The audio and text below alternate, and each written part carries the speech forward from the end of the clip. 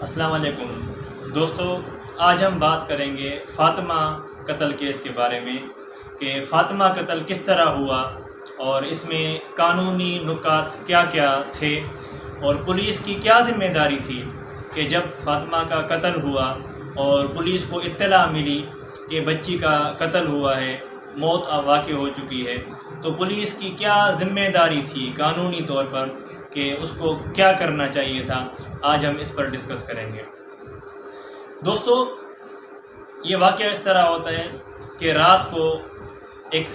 Video viral ہوتی ہے رات کی کہ ایک چھوٹی بچی پیر صاحب کے کمرے میں نیچے فرش پر سوئی ہوئی ہوتی ہے اور وہاں پر تڑپ تڑپ کر وہ مر جاتی ہے اور پیر صاحب سوئے ہوئے ہوتے ہیں۔ اور بعد میں جب یہ ویڈیو وائرل ہوتی ہے سوشل میڈیا پر تو یہ راز فاش ہوتا ہے، کھلتا ہے، حقیقت سامنے آتی ہے۔ اب دوستو، پولیس کو اس میں کیا کرنا چاہیے تھا؟ دیکھیں، اس بارے میں سیکشن 174 CRPC کلیئر مینشن کرتا ہے، پولیس کو یہ ڈائریکشن دیتا ہے، بتاتا ہے کہ جب کوئی ڈیتھ کاز ہو، جب کوئی موت واقع ہو، چاہے وہ کسی انسیڈنٹ سے ہو، چاہے وہ سوسائڈ ہو، چاہے وہ کسی مشینری کے ذریعے سے کوئی مشین میں آ کے مر جائے یا کسی جانور سے آ کے مر جائے، یا کوئی ایسی ڈیتھ کاز ہو کہ جس کا پتہ نہ چل سکے کہ وہ ڈیتھ کس طرح ہوئی ہے، یعنی ایسی موت واقع ہو کہ جس میں شکوک و شبہات ہوں کہ بھئی اس کا پتہ نہیں چل رہا یہ موت کس طرح واقع ہوئی ہے، تو پھر پولیس کی ڈیوٹی بنتی ہے کہ وہ کیا کرے۔ اب سیکشن 174 اس بارے میں ڈیل کرتا ہے کہ بھئی اس طرح کی اگر کوئی موت واقع ہوتی ہے تو پولیس آفیسر یعنی اسٹیشن ہاؤس آفیسر جو تھانے کا SHO ہوتا ہے، اس کو فوراً جیسے اطلاع ملے گی وہ فوراً جو ان کا قریبی علاقہ میجسٹریٹ ہوتا ہے ان کو انٹیمیشن دے گا، اطلاع دے گا، ٹھیک ہے، اور اطلاع دینے کے بعد فوراً SHO خود یا کوئی ایسا آفیسر، آج کل جیسے انویسٹیگیشن آفیسر ہوتے ہیں، ان کو بھیجے گا آن دا اسپاٹ، وہاں جائے گا، وہاں جا کے جائے وقوع کا معائنہ کرے گا، وہاں دیکھے گا اور کارڈن آف اس جگہ کو کرے گا تاکہ اور لوگ وہاں آ سکیں نہ جا سکیں۔ وہاں جا کے وہ معائنہ کرے گا،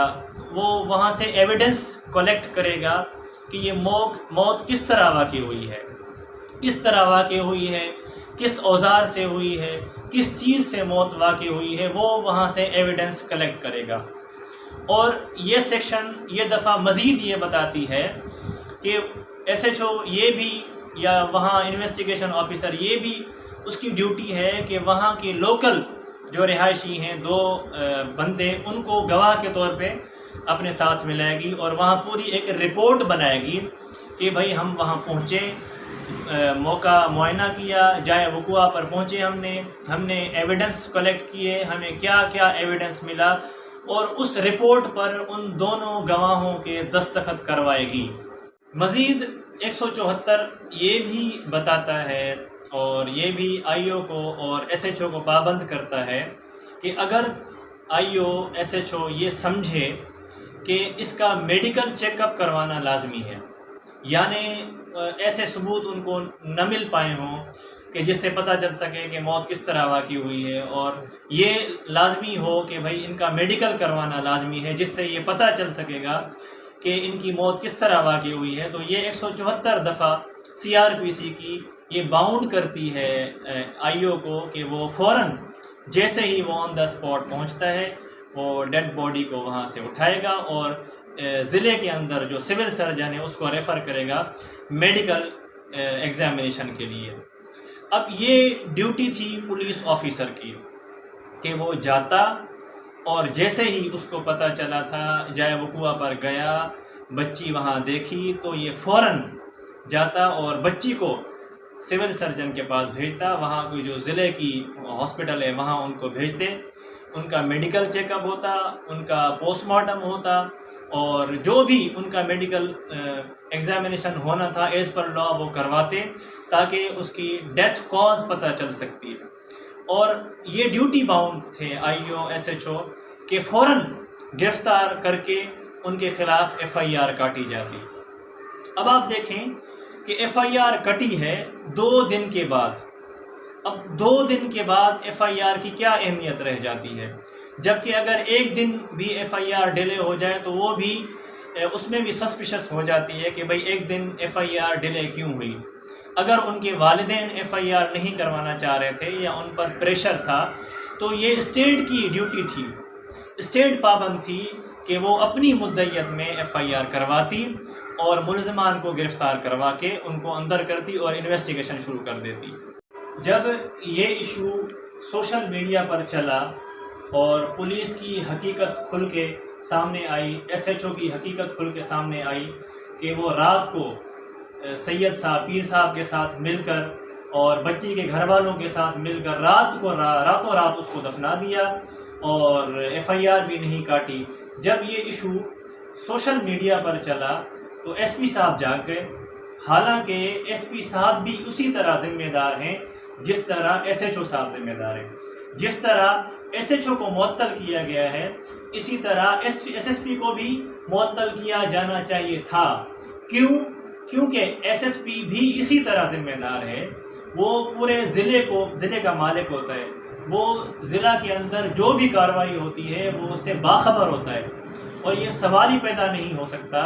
کہ SHO کو بات پتہ ہو اور SSP کو پتہ نہ ہو، بلکہ SSP نے خود مانا ہے کہ SHO کو میں نے بھیجا تھا رات کو ان کے پاس۔ تو یہ کیسے پاسبل ہے کہ آپ نے SHO کو تو آپ نے معطل کر دیا لیکن SSP ابھی بھی موجود ہے؟ حالانکہ حضرت عمر فاروق رضی اللہ تعالیٰ عنہ فرماتے ہیں کہ اگر میرے دور حکومت میں دریائے فرات پر اگر کتا بھی مر جاتا ہے تو اس کا میں ذمہ دار ہوں۔ تو اب یہاں پر ایک انسان کا قتل ہوا ہے، ایک انسان کا مرڈر ہوا ہے، یہاں SHO کو بھی معطل ہونا چاہیے، SSP کو بھی معطل ہونا چاہیے۔ ہماری یہ سول سوسائٹی سے گزارش ہے، میری خاص کر کے وہاں کے وکلاء ان سے بھی گزارش ہے کہ اس پر آواز اٹھائیں اور ان کے خلاف کارروائی کا آغاز شروع کریں۔ اب اس میں 2 دن کے بعد FIR کٹی ہے اور اس میں 2 بندوں کو نومینیٹ کیا گیا ہے، ایک سید اسد شاہ اور ان کی اہلیہ کو۔ تو دوستو اب 302 FIR میں کافی نہیں ہے۔ میرا یہ وہاں کے وکلاء سے، وہاں کی سول سوسائٹی سے، وہاں کی جوڈیشری سے اور وہاں کے لوگوں سے، پڑھے لکھے لوگوں سے گزارش ہوگی کہ وہ آواز اٹھائیں کہ اس میں کچھ دفعات کو زیادہ کیا جائے۔ 302 ثابت ہونا اب اس ٹائم پہ بہت مشکل ہے۔ اس کی وجہ یہ ہے کہ ہمارے پاس ایسا سسٹم نہیں ہے، ہمارے پاس ایسی مشینری نہیں ہے جس سے کوئی میڈیکل چیک اپ ہو سکے۔ اب یہ پولیس کی ڈیوٹی تھی کہ وہ فوراً ان کا میڈیکل چیک اپ کرواتی، ان کو میڈیکل کے لیے بھیجا جاتا، ان کا چیک اپ ہوتا، ان کا پوسٹ مارٹم ہوتا۔ اب 4 دن گزر چکے ہیں دوستو، 4 دن گزر چکے ہیں۔ اب ایسی ہمارے پاس ڈیوائسز نہیں ہیں، ہمارے پاس ایسی ٹیکنالوجی نہیں ہے کہ اگر اتنی پرانی لاش کو بھی ہم اس سے معلوم کر سکیں کہ ڈیتھ کاز کیا تھی۔ تو یہ تھوڑا سا مشکل ہے، لیکن پھر بھی امید ہے انشاءاللہ بہتر ہوگا۔ اب اس میں مزید کرنا کیا ہے کہ اس میں سیکشن جو ایڈ کرنے ہیں وہ ہرٹ کا بھی ایڈ کروانا چاہیے، اور اسی طرح 328A کرولٹی ٹو چائلڈ، یہ طیبہ کیس میں بھی جج تھے اور ان کی اہلیہ کو اسی